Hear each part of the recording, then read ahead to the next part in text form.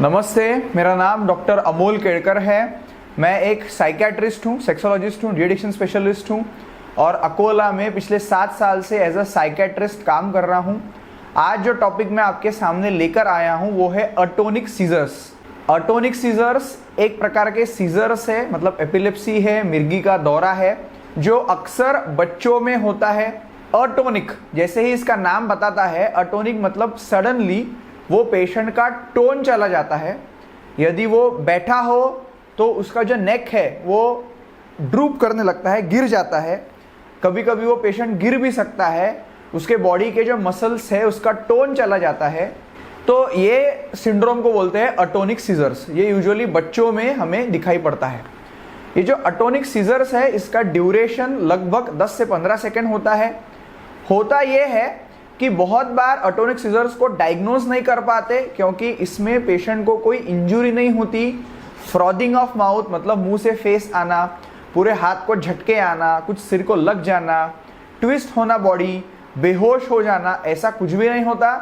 Suddenly 5-10 second के लिए body का टोन चला जाता है और बाद में 10 सेकेंड बाद टोन वापस आ जाता है। तो इसको हम बोलते हैं अटोनिक सीजर्स।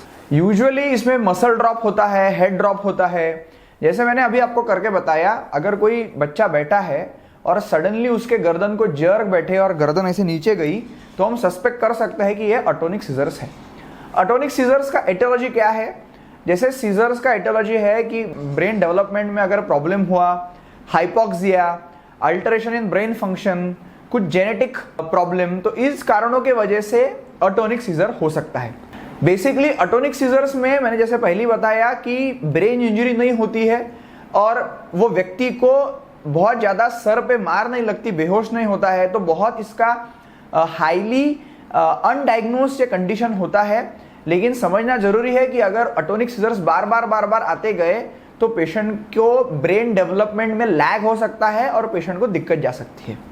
इसका डायग्नोस्टिक जो कैरेक्टरिस्टिक है वो सबसे पहले ईईजी है और उसके बाद सीटी एमआरआई भी हम कर सकते हैं।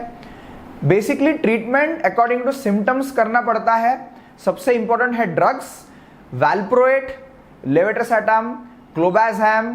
ये जो मॉलिक्यूल्स है ये अटोनिक सीजर्स में बहुत कारगर साबित होते हैं। साथ ही में जैसे टोन अगर जाती है बच्चों को तो हेलमेट पहनना, क्योंकि बहुत बार वो बच्चा गिर सकता है, तो उसके लिए हेलमेट पहनना बहुत ज़रूरी है। अटोनिक सीजर्स डेफिनेटली ट्रीटमेंट के द्वारा इम्प्रूव हो सकता है। ऐसा कोई भी पेशेंट अगर आपको दिखता है, आपके परिवार में है, तो उसको न्यूरोलॉजिस्ट के पास, साइकेट्रिस्ट के पास लेकर जाना चाहिए और उसकी ट्रीटमेंट जल्द से जल्द करनी चाहिए। ये वीडियो अगर आपको पसंद आता है तो ये वीडियो को ज़रूर लाइक करिए, शेयर करिए, मेरे चैनल को सब्सक्राइब करिए। तब तक के लिए धन्यवाद।